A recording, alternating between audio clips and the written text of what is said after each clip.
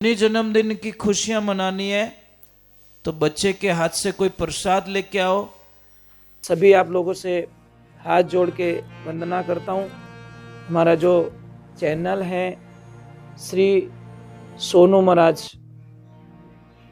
वो चैनल जरूर सब्सक्राइब करें और इन वीडियो को शेयर करते रहिए। इस भजन में क्या बोला गया?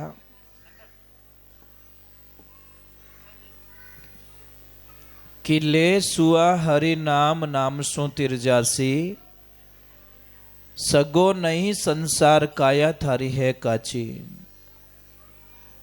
आपको पता है इस शरीर का कोई भरोसा कर सकते हो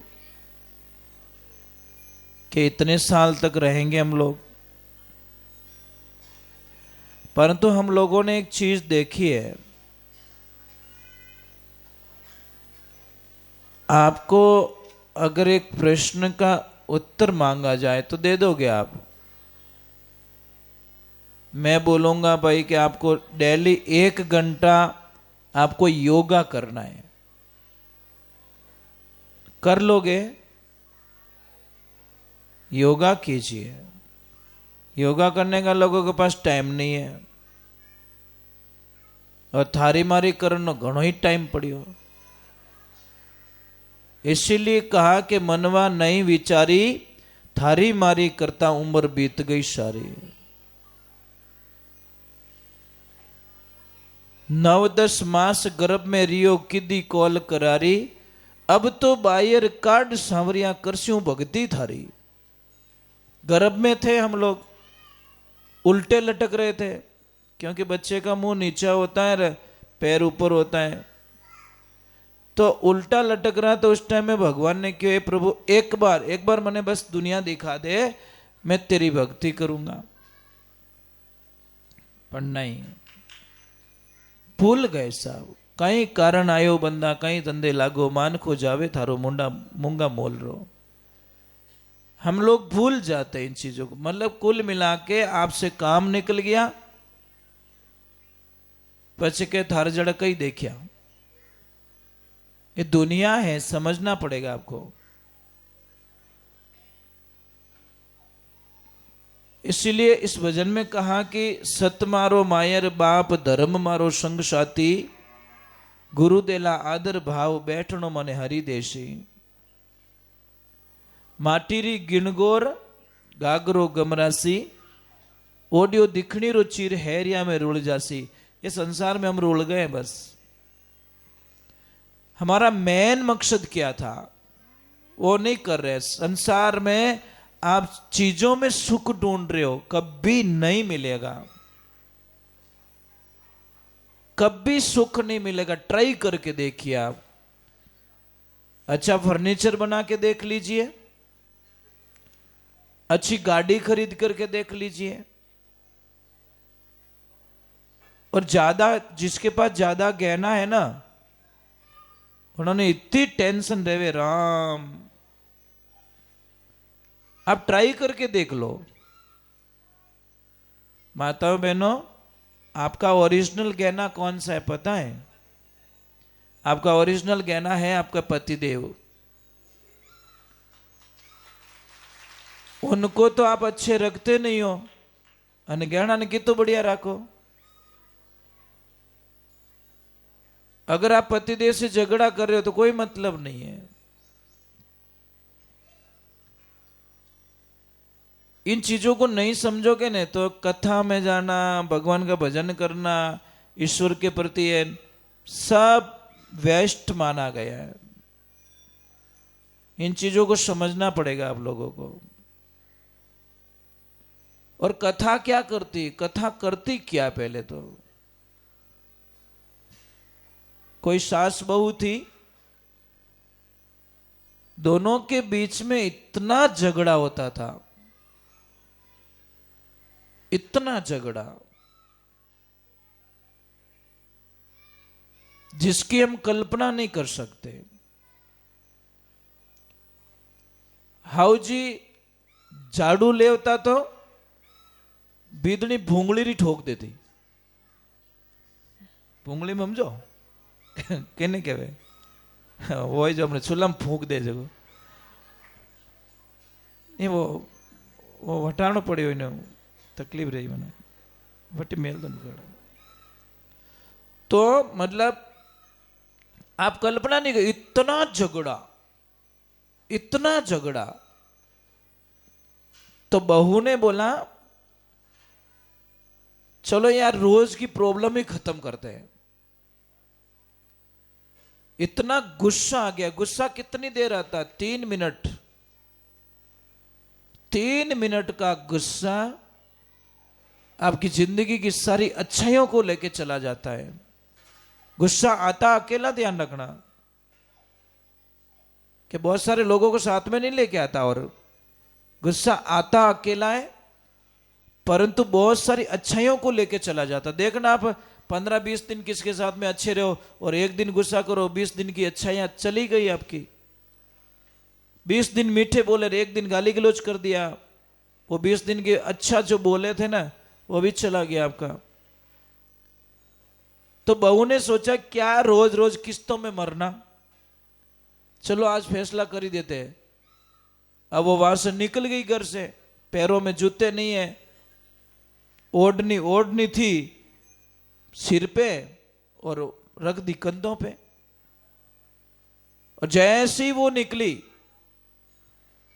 अब तो टाइम जिन्हें गुस्सा एवड़ो रहे ना वे थोड़ा धीमे धीमे नहीं हालिया करे।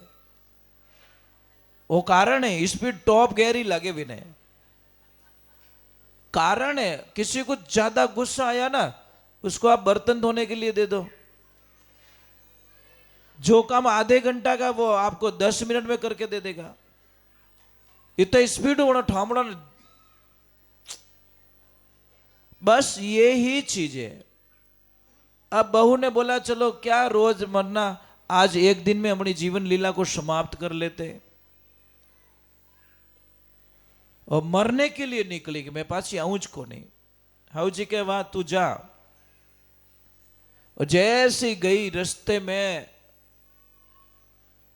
उसकी धर्म की एक बहन थी, वो मिली कि अरे भाई इतनी स्पीड कट जाए ओढ़ तो ओढ़ ले माता माते कि भाई मारा छेला रामा सामा कि क्यों कि मैं मरने के लिए जा रही हूं। वो भाई बोली ठीक है रोज मरने से बढ़िया एक दिन मर जाएगी, क्या रोज मरना है। पर वो बोली कि तू मरने जा रही कोई बात नहीं, तूने खाना खाया कि नहीं खाया? नहीं, वो बोले खाना तो नहीं खाया मैंने। अरे पागली भूखी मरेगी तो भूतनी बनेगी तू। बोला ऐसा है क्या? हाँ भूखा नहीं मरना, रोटी खाने पचे मर दूं। और वो भाई बोली मैं कुछ सत्संग का प्रसाद लेके आई हूं, कथा में गई थी, कथा में से प्रसाद लेके आई हूं, ये प्रसाद ले ले और फिर खा के मर जाना। अब जैसे उसको लड्डू दिया, एक लड्डू खाया, 2 खाया, वो बोली भाई लड्डू छोका है कटु लाई क्यों, वहां कथा चल रही है वहां से लेके आई। और तू जा वहां पे पहले खा लेना फूल फिर मरना। और जैसे ही कथा में गई वहां पे बैठ गई शांति से।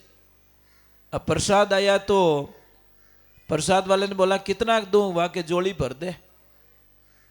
भर दी जोली, बराबर खाई। उसने बोला मरना कैंसल, इतना बढ़िया प्रसाद यहां मिल रहा है, कौन मरे भाई। अब सारे लोग चले गए, वो लास्ट में गुरुजी के पास में गई। गुरुजी को बोले गुरुदेव मेरी एक प्रॉब्लम सॉल्व कर दीजिए आप। कि क्या बेटा? कि कुछ नहीं, मेरी एक प्रॉब्लम है कि मारे हाउ पुअर बीच में लड़ाई गणी रेवे। तो गुरुजी ने बोला कोई बात नहीं, इजीली है ये तो मैं कर दूंगा, पर मारो क्या नो थने मानना पड़ी। कि कैसे? कि तुझे करना कुछ नहीं, तू वापस घर पे जा, जैसे तेरी सासू मां कुछ बोले 1 गिलास लेना, 5 बार राम राम बोलना और मुंह में पानी भर दीजिए, मुंह में पानी भर देना, पीना मत। जब तक तेरी सासू चुप ना रहे ना तब तक पीना मत पानी को, या नीचे भी मत गिराना। कि इससे क्या होगा कि 6 महीने में तेरा इलाज पक्का। तारा हाउ जी की नहीं कहवे तने ये गारंटी मेरी। अब गुरुजी ने बोला, उसने विश्वास कर दिया। अब जैसे ही गई सासू मां को तो बहुत क्रोध आया हुआ था, पर जैसे ही गई उसने कुछ नहीं किया। सासू मां जैसी बोलने लगी, वो तो पानी लियो, 5 बार राम राम बोले, मुंडा में पानी भर दियो। अब सासू मां बोल रही है कि इसको हो क्या गया है, मैं एक बोलती हूँ, ये तो 5 बोलती है सामने, आज बात क्या, ये बोल नहीं रही है। अब हाउ जी थाका, चुप हो गए। जैसे ही गुस्सा करती सासू मां, वो तुरंत पानी पी लेती है, पानी भर लेती है मुंह में। ऐसे करते करते 15-20 दिन हुआ, महीना हुआ, और सासू मां आके पैर पड़ गई कि बेटा तू जीत गया, मैं हार गई, पर तू वो बता कि ये सिस्टम कहां सीख के आई। वाक्य मारा गुरुजी कने, गुरुजी कन जाए ना, हाउ जी क्यों बाबू जी, इन्हें बणाई जड़ी मन ही बनो। तो ये एक कथा का प्रभाव है। आप 10 दिन अच्छे लोगों के साथ में रह के देखो, आपकी भाषाएं बदलेगी। जैसे बच्चे को देख लो ना, आप इंग्लिश मीडियम में जाए तो वो इंग्लिश मीडियम की बातें करेगा, A for apple, B for ball बोलेगा ना। आप ट्राई करके देखिए, आप जैसी संगति वैसा वैसा काम होगा। तो एक मेरी प्रार्थना है, सबसे पहले अपने जीवन में संगति अच्छी करने सीखो। कौन आपको प्लस पॉइंट में ले जा रहा है। दोस्त वो अच्छा नहीं होता जो हमें गलत रास्ता दिखाए। दोस्त वो अच्छा होता है जो गलत रास्ते जाने से हमको बचाए। वही तो सच्चा मित्र है। सच्चा दोस्त कौन है? जो आपको गलत रास्ते नहीं जाने दे, वो आपका परम मित्र है। वो नहीं चाहता कि मेरा दोस्त कहीं गलत रास्ता पकड़ ले। तो अभी प्रश्न वापस कथा में आ रहा है, तब तक मैं एक प्रश्न कर देता हूं आपको। ये जो माला है ना, माला ये 108 मणकों की क्यों है? 109 की भी हो सकती थी, 115 की भी हो सकती। इसका रहस्य क्या है? कोई न कोई तो लॉजिक है ना, कुछ तो है इसमें। अब मैं आपको बहुत अच्छी बात बता देता हूं इसके बारे में। क ख ग ग किने आवे कि नहीं आवे? कका बरकड़ी आवे? आवे कि नहीं आवे? मुझे इतना बताओ कि ब अक्षर कितने नंबर पे आता है? क ख ग ग में कितने नंबर पे आता है? एक बहुत बड़ी राज की बात बताता हूं मैं, बहुत बड़ी राज की बात। आप बताइए कितने नंबर पे आता है? पता है किसको? वो आता है 23 नंबर पे, 23 पे। कितना? ब आएगा ना, वो 23 पे आएगा। और र आएगा 27 पे। तो 23 और 27 कितने हुए? 50। और ह आएगा 33 नंबर पे, 33। तो कितने हुए? 83, 83 हुए। और म आएगा 25 नंबर पे। तो 83 और 25, 108 हुए। बस मैं यही काउंट समझाने। ब्रह्मा, ब्रह्मा, ब्रह्मा ही 108 चीज की काउंटिंग है। आपने कभी काउंटिंग नहीं किया होगा। हर बात के पीछे एक कोई न कोई सिस्टम होता है, उन चीजों को हम समझते नहीं है।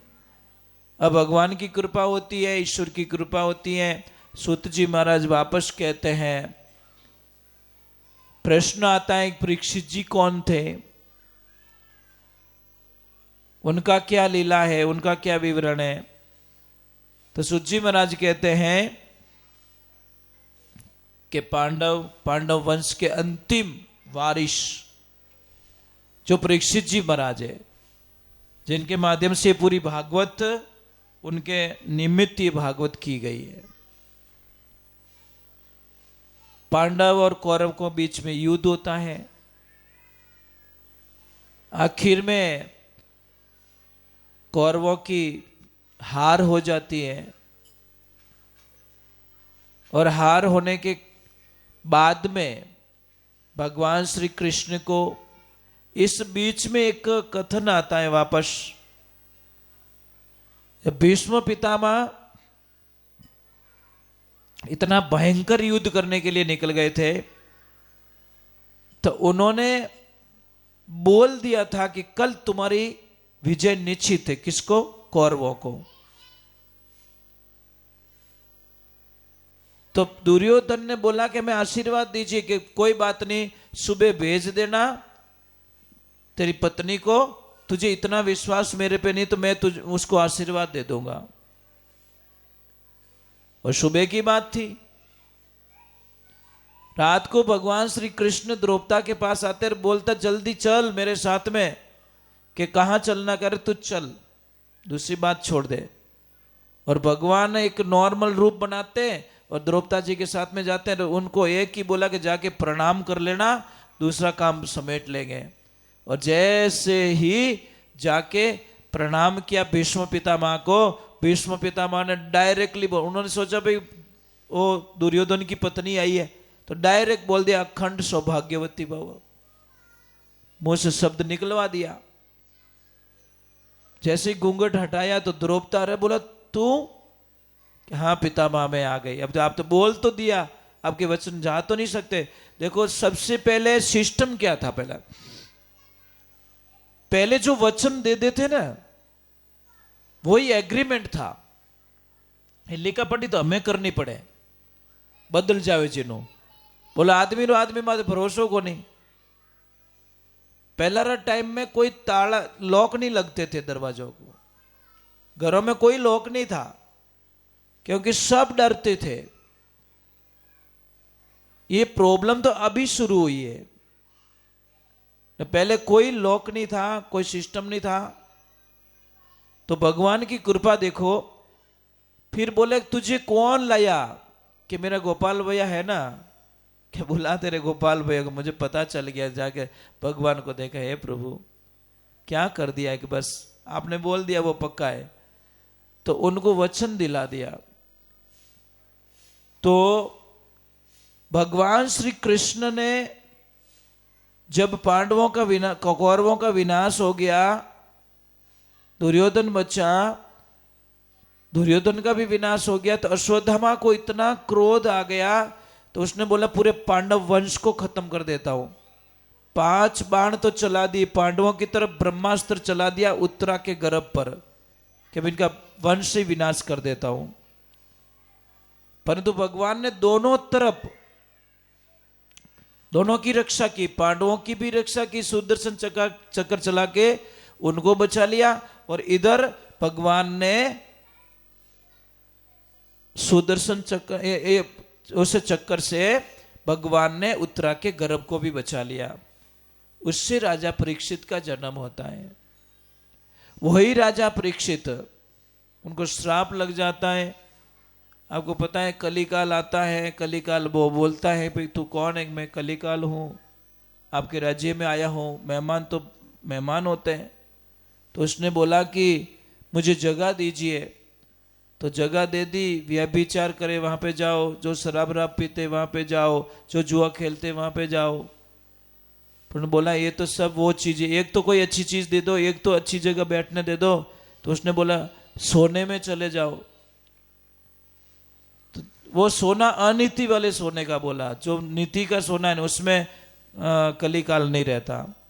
अनीति से कोई भी सोना कमाएगा ना तो उसमें कलिकाल का प्रवेश रहता है। तो बोल दिया सोने में। अभी राजा परीक्षित वापस जाते हैं अपने राजकोष में, संदूक खोलते हैं तो जरासंध का कोई पता नहीं कोई मुकुट था शायद, वो मुकुट उसने धारण कर लिया और उसमें तो कलिकाल का प्रवेश था। और जैसे ही उन्होंने पहना उनकी मत्ती मारी गई।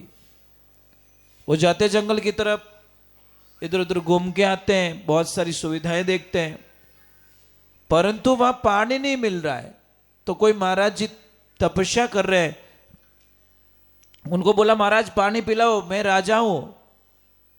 पानी पिलाया नहीं, गुस्सा आ गया उनको, एक मरा हुआ सांप डाल दिया गले में। और जैसे ही सांप डाला तो उनका बच्चा जो नदी में स्नान कर रहा था, उस बच्चे को बोल दिया कि तेरे पिताजी की गले में राजा परीक्षित ने सांप डाल दिया है। महाराज क्या बोले, बच्चे को इतना क्रोध आया कि बिना सोचे समझे उसने सौगंध ले ली, शपथ ले लिया, श्राप दे दिया कि जिस सांप को तुमने मेरे पिताजी के गले में डाला वही 7वें दिन तक्षक का रूप धारण करके तुम्हारी मौत का कारण बनेगा। पर वो तो राजा थे महाराज, वापस गए, उनको बहुत पछतावा हुआ कि मैंने क्या कर दिया, मैंने क्या कर दिया, मैंने क्या कर दिया, इसकी सजा मुझे मिलनी चाहिए। इतने में तो मैसेज आ ही गया कि राजन आपको श्राप लग चुका है और 7वें दिन आपकी मृत्यु हो जाएगी। देखो मौका दोनों के पास में है, कंस के पास में भी मौका था, उसको भविष्यवाणी हो गई थी कि देवकी का 8वां पुत्र तुम्हें मारेगा, तो उसने उसको खोजने में 20 वर्ष लगा दिए, यही ढूंढने के लिए। और राजा परीक्षित को 7 दिन का मौका मिला है, 7 डेज में अपनी मुक्ति कर दी। बोले परीक्षित जी महाराज की। तो ये भगवान की भक्ति का आनंद लेना है। चाह रहे हो क्यों आज जल्दी? हाँ जी, हाँ पढ़ाते रहो आप बच्चों को। ये जिजियन बहुत पढ़े लिखे हैं, बहुत ज्यादा पढ़ाई की है इन्होंने। पा लीजिए, बच्चों का भविष्य सुधारो आप। ये भी एक तपस्या ही है, ध्यान रखना। आप भी तप कर रहे हो, इसमें कोई शंका नहीं है। तो हम लोग बोलते हैं भाई एक बात का ध्यान रखें, आप जिंदगी में इतना ध्यान रखें, कहीं पे भी जाओ, भगवान के मंदिर जाओ, कहीं पे भी जाओ, कई बोलते हैं कि समझ लीजिए, मैं आपको एक बात बता रहा हूं, कोई मैया थे भगवान के मंदिर जाते थे, हमेशा मंदिर जाते थे, पर एक दिन उन्होंने बोला यहाँ तो रोज अभी बहुत सारे लोग आते हैं और बहुत चिल्लाते, वो करते हैं, इसलिए मैं अब मंदिर में नहीं आऊंगी मैं। तो पुजारी जी ने बोला मैया क्यों नहीं आ रहे हो? कि नहीं मैं नहीं आऊंगी महाराज, यहाँ तो बहुत सारे लोग हो हल्ला करते हैं। महाराज जी ने बोला कोई बात नहीं, एक काम करो, एक गिलास लो, हाथ में डालो और मंदिर के 7 परिक्रमा लगा दो। जब 7 परिक्रमा लगाई, लास्ट में पूछा कि परिक्रमा कैसी रही? अच्छी। तो अब यहाँ पे कोई आवाज आई आपको? कि नहीं। अरे कि मैया आवाज तो बहुत आ रही थी, परंतु हुआ क्या, तुम्हारा ध्यान गिलास में था, इसीलिए साइड की कोई आपको आवाज ने नहीं सताया। तो पुजारी जी ने वही बोला कि बस मैं यही कहना चाहता हूं, मैं यही कहना चाहता हूं कि तुम दुनिया की तरफ ध्यान दोगे तो वहां ध्यान नहीं जाएगा। जैसे गिलास में ध्यान था तुम्हारा, पानी गिर ना जाए, पानी गिर ना जाए, पानी गिर ना जाए। आप दुनिया की परवाह छोड़िए, आप यहाँ पे सेवा करोगे ना तो भी आपको लोग नाटकबाजी बताएंगे। ये कारण है, आप कोई भी शुभ कार्य करो तो लोग कहीं के मनठा है, इन्हें लाल लाल कीन की है, कोई न कोई स्वार्थ है। आप किसके बारे में ये चीजें बोलते रहोगे? आप सबसे पहले बच्चों की तरफ ध्यान दीजिए। हम लोग कहते हैं कि बेटी को दहेज देने की कोई आवश्यकता नहीं है। लोग तो बेटी रे दहेज देवे, इतना तोड़ा होनो दियो, गाड़ी दी, एक प्लॉट दियो, बहुत दियो। अरे उसकी जरूरत नहीं है बेटी को, जरूरत है उसको पढ़ा लिखा के इतनी बड़ी बना दो और इतनी ऊंची डिग्री दिला दो कि तुम्हारी चीजों की आवश्यकता ना पड़े। पर हम लोग क्या कर रहे हैं, उसको चीजें दे के उसकी जिंदगी को खुश रखना चाहते, वो क्या करेगी? सारी चीजें दूसरे लोग यूज करेंगे ना, पर उसकी डिग्री तो कोई दूसरा यूज नहीं कर सकता। तो पढ़ाओ और उनको कैपेबल बनाओ कि नहीं ये कर सकती है। हर मोड़ पे आपको दिक्कत होगी। कई लोग क्या करते पता है, दूसरों के कहने से बच्चों की पढ़ाई छुड़ा देते हैं, दूसरों के कहने से। तो दूसरों के कहने से तो पढ़ाई मत छोड़ाओ भाई। गलती कोई एक कर रहा है तो उसके पीछे दूसरे की लाइफ खराब मत करो। कई जगह हम लोगों ने देखा। आप लोगों से मेरा निवेदन है कि जिंदगी में किसका अच्छा हो जाए तो ठीक है, नहीं किसका बुरा मत करना। ये जीवन में यही सीख मिलती है हमें। आप किसी का बुरा मत कीजिए प्लीज। कर्मों भारा नहीं बांधना। क्या मतलब निकालोगे आप? अभी चलो एक छोट, अब अपनो थोड़ी दिक्कत हो रही है, शायद वो कीर्तन करना अपनो है। हाँ, तो मतलब तकलीफ पहले तो नहीं होती थी, अब क्यों हो रही है?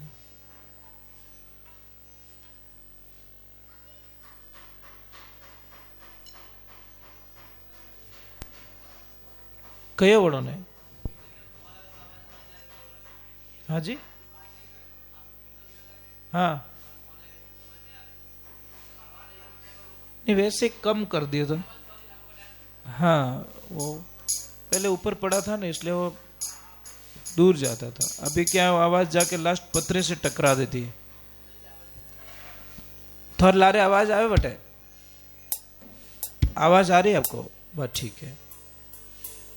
चलो एक बार थोड़ा जय बोलते, बोले श्री भगवान की। भगवान के नाम का रस पीजिए। और किन किन ने पिया वो इस भजन के माध्यम से आपको, कीर्तन के माध्यम से बताते हैं।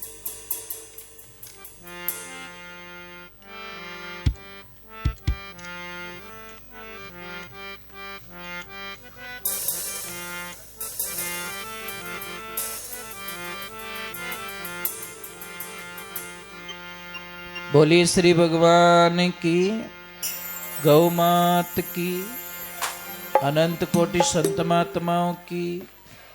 एक थोड़ा मेरा निवेदन था आपसे कि जो आपका जन्मदिन लोग मनाते हो, आप लोग, आपके बच्चे का भविष्य अगर अच्छा करना है, बच्चे की जिंदगी में अपार खुशियां आए, तो जो जन्मदिन की जो मनाने की जो प्रक्रिया है ना, वो थोड़ी बदलनी पड़ेगी आपको।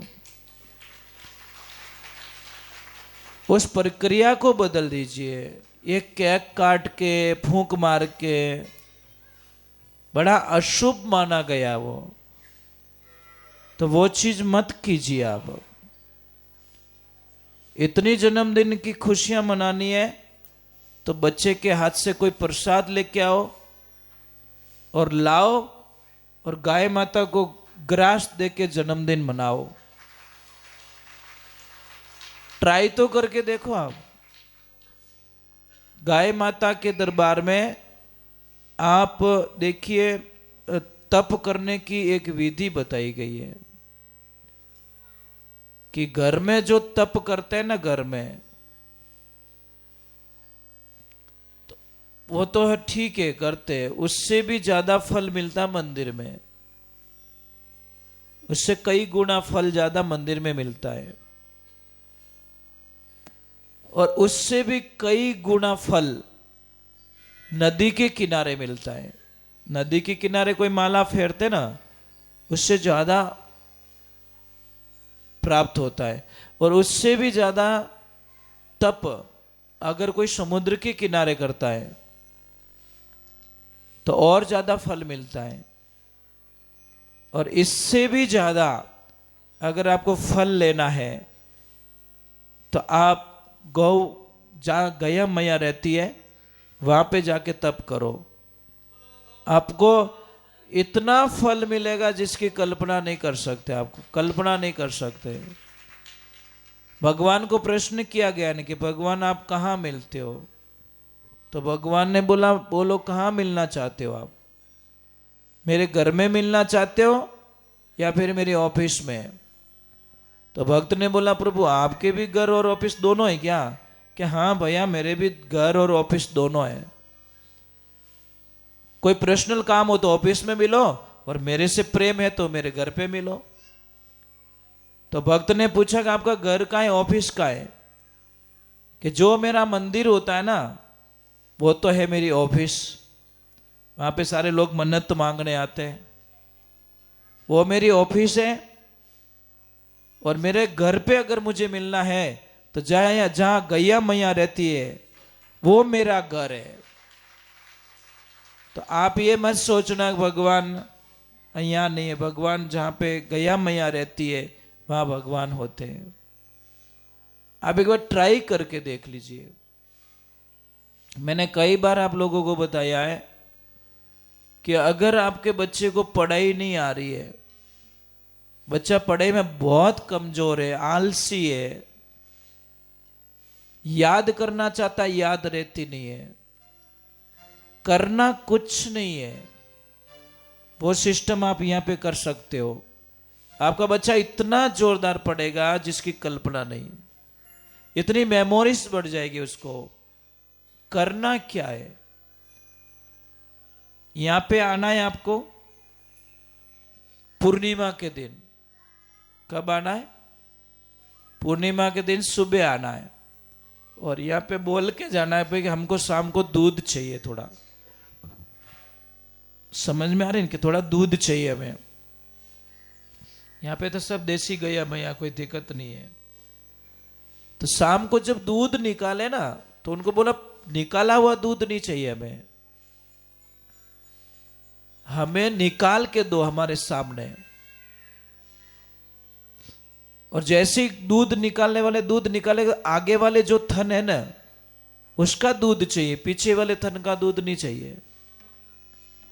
और आगे वाले थन का दूध लीजिए, घर पे जाइए, खीर बनाइए, ड्राई फ्रूट डालिए, 3 से 4 घंटे तक उस खीर पे चंद्रमा का प्रकाश पड़ने दो, और वो खीर उस बच्चे को खिलाओ जो पढ़ाई में एकदम कमजोर है।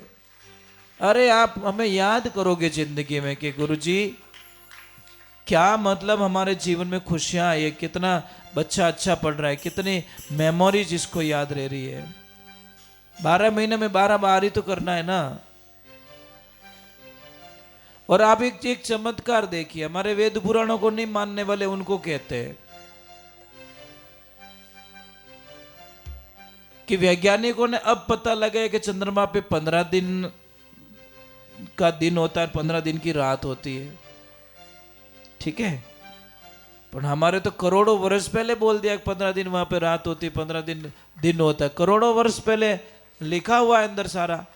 और अभी जो इसरो के जो प्रमुख है उन्होंने पूरी स्पष्टता की नहीं कि हमने शास्त्र के अनुसार काम किया, जो आपका शास्त्र है उसके अनुसार हमने काम किया और हम सफल हो गए। उन्होंने बोला, उनके इंटरव्यू में बोला गया। अंदाज लगे शास्त्रों में करोड़ों वर्ष पहले ये जो बातें लिखी ना, ये लाखों वर्ष पहले लिखी है। अब सूर्य ग्रहण चंद्र ग्रहण होता है तो पंचांग में तो पहले ही लिख दिया जाता है, लिखी उड़ो रेवे कि नहीं रेवे, वही इतना भजन इतना मिनट हो, इतना भजन इतना मिनट में तो खत्म रह जाए। क्या काउंटिंग है उनकी। इसरो ने जो नासा है ना, नासा अमेरिका का, उन्होंने ऋषि भारद्वाज ऋषि का ग्रंथ वहां पे मंगाया। भारद्वाज ऋषि कौन थे? जो आकाश मार्ग से आना जाना करते थे, वो सारी टेक्निक थी उनकी, साधनाओं के माध्यम से वो विमान उड़ाते थे। तो नासा ने वो मंगवाया वहां पे कायदेसर, और उसके ऊपर रिसर्च कर रहे हैं। तो हमारे ये जो वेद पुराण है ना, ये एकदम सटीक है, इनमें कोई फेर नहीं है। पर मानने वाला मान लेता, नहीं मानने वाला नहीं मानता। इसलिए मानो भाई, मानो जो रियलिटी उसको मानना पड़ेगा, और नहीं मानोगे तो एज यू लाइक भाई, जैसा चाहते हो वैसा करो। अपन एक ध्यान रखे, घर में कभी भी आप भोजन प्रसाद बनाते हो ने, उगाड़े माते कभी भोजन नहीं बनावड़ो। समझ में आई ना? उससे बड़ा अशुभ होता है। मैं तो कहता हूं बच्चियां भी, कोई अगर कोई लड़कियां भी भोजन के लिए बना रही है तो उनको चुन्नी रखनी चाहिए। और नियम क्या कहता है, जैसे कथा में जा रहे हो ना तो अभी चुन्नी ओढ़ के आओ, डायरेक्टली मत आओ, अपराध लगता है। पर इन चीजों को समझने में वक्त लगेगा। नियम तो देखो अभी बहुत सारे हमारे मंदिरों पे मतलब एक नियम लागू कर दिया है रूपाराम जी। नियम लागू किया कि भाई कि यहाँ पे कोई पैंट पहन के नहीं आएगा। पाबंदियां लगा दी गई है भाई कि पैंट पहन के आओगे तो आपको यहाँ से आउट होना पड़ेगा, अंदर एंट्री नहीं होगी। मंदिर है ये, कोई फिल्म का टॉकीज नहीं है। परंतु ऐसी ऐसी जगह पे हम ऐसे वस्त्र धारण करके चले जाते हैं। अभी छोटी सी बात है, तो होम में बैठो पेंट पहन बेवो गई जीजी माता तो होम में बेवण है, कहो नहीं मैं तो जींस पहन पीछे होम करूं। आप अपनी वेशभूषा में होते हो, तो ये चीजें समझनी पड़ेगी ना आप लोगों को। भाई सुंदरता तो आपके ओरिजिनल ड्रेस में है। सुंदरता देखो हमारे राजपूती पोशाक में, सुंदरता देखो आपकी ओरिजिनल ड्रेस में, कितना अच्छा लगे। पर इन चीजों को समझने में वक्त लगेगा। शुरुआत हमें करनी पड़ेगी, घर से शुरुआत करो भाई। घर में कोई बात नहीं, तुम रखो, कोई दिक्कत नहीं है। परंतु बाहर कहीं पे भी जा रहे हो तो मर्यादा में जाओ। साहब एक छोटी सी बात है, बहू होती न बहू, आपका बेटी आपको कॉल करती है कि पापा मम्मी मैं बहुत खुश हूं, मेरे पतिदेव अच्छे, सासू अच्छी है, वो अच्छे अच्छे, मुझे अच्छा रखते, मुझे घुमाने के लिए ले जाते हैं। तो आपके मुंह पे ऑटोमेटिक खुशी आ जाती है कि हमारा पावना ठीक है, हमारे व्यवसाय वेवण जी ठीक है, आती है ना खुशी ऑटोमेटिक। और थोरो बेटो थोड़ी बीदड़ी कटे फेरन लेगो रहतो, मतलब प्रॉब्लम ही है। आपकी बेटी को आपका जमाई घुमाने के लिए ले जा रहा है, कोई दिक्कत नहीं है। पर आप रो बेटो आप बहू ने कटे घुमाने वास्ते ले जाओ तो कहीं के हमारा बेटा ने वश में कर लियो। ये भला आदमी। मतलब मुझे एक चीज समझ में नहीं आई, अभी तक काउंट कर रहा हूं कि अपनी बेटी के लिए तो इतनी कामनाएं और बहू के लिए कुछ भी नहीं है। देखो भाषाएं भाषाएं है ना, भाषाएं क्या क्या करवाती है। कहीं पे मैं नाम नहीं लूंगा, दो बहू है, तो छोटी वाली एक दिन कहीं लेट उठ गई। भाऊ जी कोई बिना नियम रहता तो कोई अपशब्दों नो प्रयोग कर दियो बहू रे वास्ते। मैं तो बोल भी नहीं सकता वो शब्द, क्योंकि हमें पाप लगेगा। ऐसा गलत शब्द बोल दिया बहू के लिए, और ये पता नहीं डोकरी ठा को नहीं, मैं जागे रही है थारी नौनी, बछौरी जागती थी। महाराज 13 साल की शादी तोड़ दी इस लड़की ने, कट एक शब्द से कि मने इन घर रो पानी नहीं पीणो, मतलब मने इन घर रो पानी नहीं पीणो बोलो। हाँ नहीं मानी सावा, नहीं माने। कई लोगों ने समझा दिया, बोले नहीं उस घर तो नहीं जाऊंगी मैं रोज जल्दी उठती हूँ, काम करती हूँ, जड़पाली लगून। एक दिन मोड़ी उठी तभी ठीक नहीं थी मारी, तो एडो शब्द बोल दीवा। अरे हाउ जी तो एड़ा चीजें जो को बीदड़ी ठाई नहीं पड़े। देखो मैं क्या बोल रहा हूं, आपसे काम होवे या नहीं होवे वो छोड़ दीजिए आप, पर बहू का दिल जीतने के लिए तो कर सकते हो ना कुछ। कोई सासू माँ थे, बहू से बहुत प्रेम करते थे, परंतु उनको पता है मेरी बहू 1 बजे सो जाती है। कोई लड़ीज क्या टोकरिया,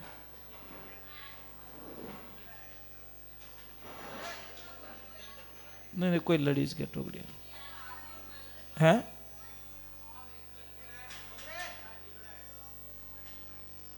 मैं गयोड़ा यो,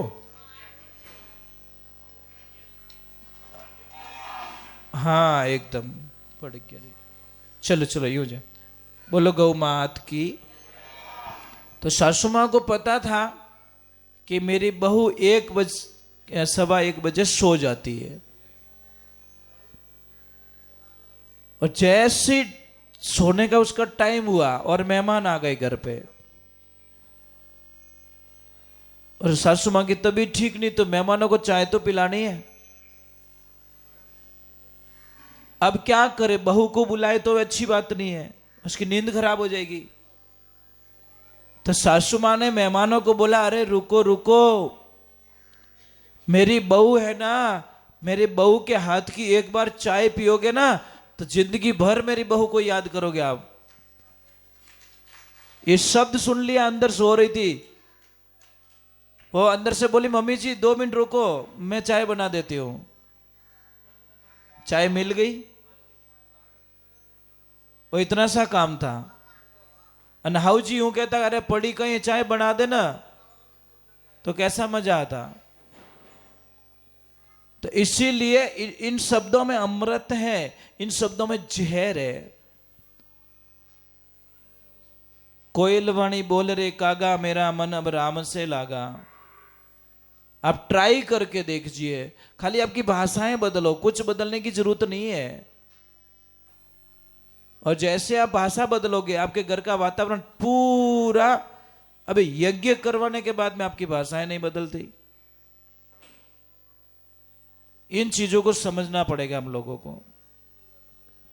एक छोटा सा भजन गा लूं क्या, कोई तकलीफ तो नहीं है? चलो।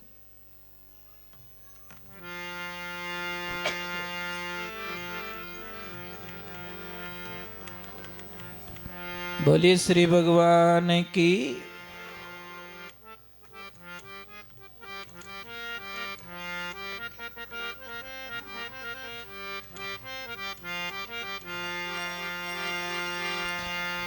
इस भगवान के, ये भागवत क्या है पता है? वेद पुराणों का जो वृक्ष है उसका पका हुआ फल है। और पका हुआ फल कितना अच्छा लगता है, रस बनता है। तो इस रस को पीने वाला चाहिए, पीजिए, आप कोशिश कीजिए। भोजन जैसे जरूरी है जिंदगी में, उसी प्रकार भगवान का भजन भी जरूरी है। एक से काम होने वाला नहीं है। आप ट्राई करके देख लीजिए। अभी फरवरी महीना था, फरवरी महीने में अपने एक जीजी थे जयपुर के, पूजा सिंह जी, राजपूत घराने से भाई साहब, वो भगवान के इतने करीब चले गए, इतने करीब चले गए कि उन्होंने भगवान से शादी की, कृष्णा से। और 350 बराती आई सब बारात में, कितने, और वो कृष्णा के साथ में वृंदावन लौट गए, बस हमेशा के लिए भगवान के हो गए। आप दुनिया है, मैंने बोला ना, आप दुनिया को कितना भी खुश रखो, नहीं होंगे खुश आपसे। आप ट्राई करके देख लीजिए, कोई खुश नहीं होगा आपसे। गरज होगी तब बोलेंगे, मीठे बोलेंगे, परंतु महाराज जैसे ही आपसे काम निकल जाएगा, वो ही लोग, अरे जिस थाली में हम खाते हैं ना, उसी थाली में कुल्ला करके थूक लेते हैं। जबकि थाली में हाथ धोना भी पाप बताया गया है। जो थाली में भोजन करते हैं ना, उस थाली में हाथ धोना पाप बताया है। दूसरे नंबर, जो बेटी अपने पापा से बहुत ज्यादा प्रेम करती है, बहुत ज्यादा प्रेम, उस बेटी से मेरा निवेदन है, कुंवारी बेटी को कह रहा हूं, जिसकी शादी हो गई वो नहीं कर सकती। जो बेटी पापा से बहुत ज्यादा प्रेम करती है वो बेटी अपने पापा के साथ में एक ही थाली में खाना खाए। पापा के साथ में कोई अनहोनी घटना नहीं घटेगी। आप ट्राई कर दीजिए। कुंवारी बेटी हो ना, वो पापा के साथ में खाना खाए एक थाली में, क्योंकि साक्षात वो देवी के रूप में। और जब भी आपकी बेटी की शादी की तैयारी होवे, समझ में आ रहा ना आपको, जब भी बेटी की शादी की तैयारी हो जाए कि भाई 10-15 दिन बाद में इसकी शादी है, इसका ब्याह हो जाएगा, तो आपको करना क्या है? बेटी को चेयर पे बैठाए, सोफे पे बैठाए और माँ बाप दोनों पग धोना विना, बेटी रा पग धोना और पैर धो के कुमकुम के चरण मंडवाओ, उसको एक कपड़े पे मंडवा दीजिए और उसको बोल बेटा मंदिर तक हाथ जोड़ ले, तेरे हाथ से दीपक कर ले, और वो जो कपड़ा होता है ना उसको बढ़िया फ्रेम में मंडवा दो, बढ़िया फ्रेम में मंडवा दो, क्योंकि वो आपके घर की लक्ष्मी है। मैंने कई जगह सुना है, कई जगह मैंने सुना कि महाराज जब तक हमारी बेटी घर में थी हमारे कोई प्रकार की कमी नहीं थी, पर महाराज जब से हमारी बेटी हमें छोड़ के गई हम लोग तो रोड पे आ गए, बर्बाद हो गए। तो कई कई बेटियां नसीब लेके आती है, सच में भाग्य लेके आती है, पूरे परिवार का कल्याण कर देती है। और हम तो यहां कहते हैं कि बेटी पहली डिलीवरी में अगर किसको बेटी हुई नहीं वो बड़े भाग्यशाली है, क्योंकि शास्त्र में लिखा है 10 बेटों की बराबर एक बेटी को गिना गया है। कितना? 10 बेटों के बराबर एक बेटी अगर हो जाए तो 10 बेटों के बराबर गिनी गई है वो। और प्रथम डिलीवरी में अगर बेटी हो गई है तो उसका जो नाला आता है, नाला, वो अगर आपके पास में है तो उसको लक्ष्मी पूजन में रखिए और भगवान के मंदिर में रखिए, आप निहाल हो जाओगे। तिजोरी में रख दीजिए उसको लाल कपड़े में बांध कर। पर फर्स्ट डिलीवरी की लड़की चाहिए। तो आप लोगों से प्रार्थना है कि जो निवड़गा उन्होंने तो क्या हो को नहीं, जो तैयारी में चल रहे हैं भगवान से प्रार्थना कर रहे हैं कि हमके बच्चा या बच्ची चाहिए, तो लड़की मांगना पहली डिलीवरी में। भाई लड़कियों से मतलब पापा तो नाराज नहीं होते, ये तो मुझे पक्की बात है, पापा तो बहुत खुश होते हैं। पर सब मोटी देण की नहीं डोकरियों रहे क्या मारे छोरी रहेगी, मारे पोती रहेगी, पोत तो चाहिए जो, अरे डोकरी तो ही छोरी जेती नहीं। व्यवहारिक बात है भाई, ये लुगायर तो एलर्जी इतनी खराब है तो जो मिनक नाराज नहीं हुए साहब। जेंट्स लोग बच्ची के जन्म पे नाराज नहीं होते।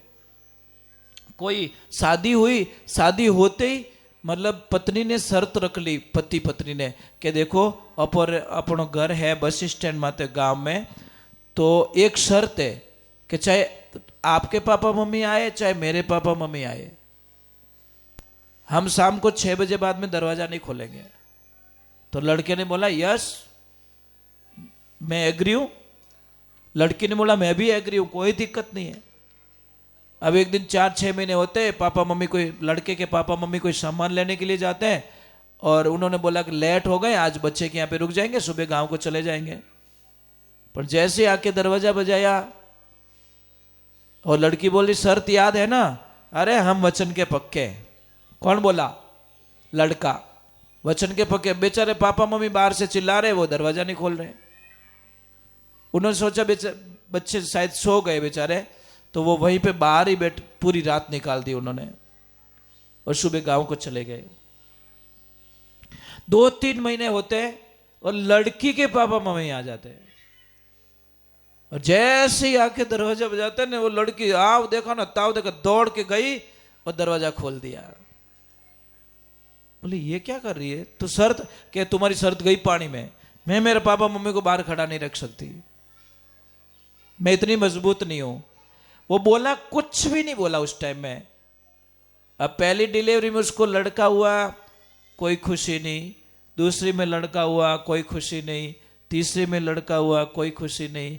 चौथे में लड़का हुआ, कोई खुशी नहीं। पांचवी डिलीवरी लड़की हुई, वो आदमी इतना खुश, इतना खुश, इतना खुश कि उसने पूरे गांव को 7 दिन के लिए भोजन रखा उसने। तो सारे लोग बोल रहे लड़कों के टाइम में ढूंढ तो लड़कों ही होनी चीज है, ये तो कहीं खर्चो करे। तो उसकी पत्नी ने बोला ऐसा क्यों करो, लड़की के जन्म पे इतने खुश क्यों? कि पगली मैंने ये ज्ञान तेरे से लिया, दरवाजा ये खोलेगी, ये सबूत को खोले नहीं। मैंने तेरे से ज्ञान लिया, दरवाजा ये खोलेगी। क्योंकि कोई भी लड़की हो जो सचमुच में पापा मम्मी से प्रेम करती है ना, वो उनके आंखों में आंसू नहीं देखना चाहती। पण हे माताओं बहनों, एक बात रो ध्यान रखजो, मैं सबने कह रही हूं, थारो भाणजो या भाणजी वड़ोको नु कदी चरणों रे हाथ मती लगाव दीजो, थने घणो नुकसान आवेला। एक तो जमैसा ने पगे नहीं पड़ावनो, पावना रहे ने, उनको कभी मत बोलो कि आप हमारे चरणों को छुओ। बहुत अपराध माना गया है, क्योंकि आपने कन्यादान किया है, इसलिए आपके लिए सर्वोपरि है आप रो जमाई। समझ में आ रही नहीं? शास्त्र ये बता रहा है हमो। तो जमैसा ने कदीज नहीं कहना मारे पगे लगो, हाथ जोड़ सकते हो, यहां तक सीमित है। और एक भाणजो या भाणजी, उनसे कभी चरण छूने मत दो, बहुत नुकसान आएगा। आप ट्राई करके देख लीजिए, मना किया हुआ है। भाणजा और भाणजी चरण नहीं छू सकते। आपने तो पावना तलेम नहीं की बापड़ा घर बार काट दो। रस प्यासा अमृत अमृत है, और इनको जो भी भगवान का रस पिया है नाम का, आप इतिहास उठा के देख लीजिए। आप जिन्होंने पिया वो अमर हो गए। मीराबाई ने पिया अमर हो गई, कर्माबाई ने पिया अमर हो गई, रविदास जी ने पिया अमर हो गए। जिन्होंने जिन्होंने पिया, आज उनका शरीर तो नहीं है हमारे सामने, परंतु उनका नाम तो है। इसलिए आप कर्म करते रहिए। क्योंकि गीता कोई पढ़ते हो? गीता कौन कौन पढ़ते हो ये बताओ? गीता के दूसरे अध्याय में हमको संसार में जाने के लिए छूट दी गई है। भगवान श्री कृष्ण कहते जाओ गृहस्थी जीवन बसाओ, पर 18वें अध्याय में वापस बोल दिया कि अब धापगर हो तो पाछा जाओ, जाओ तुम, छूट है तुम्हें, गृहस्थी जीवन बचाओ, तुम्हारे पोता पोती नाता जो भी है वो तुम सिस्टम पूरा करो।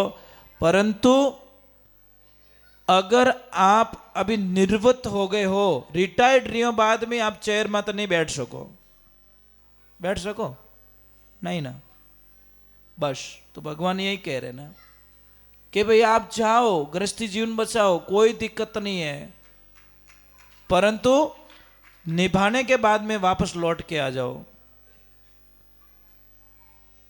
और गीता के 4थे अध्याय का 13वां श्लोक थोड़ा पढ़ लेना, ताकि जिसके भी दिमाग में वो जातिवाद का जहर घुला हुआ है वो थोड़ा निकल जाएगा। भगवान श्री कृष्ण क्या कहते हैं? मैंने वर्ण व्यवस्था बनाई है, मैंने जातिवाद नहीं बनाया।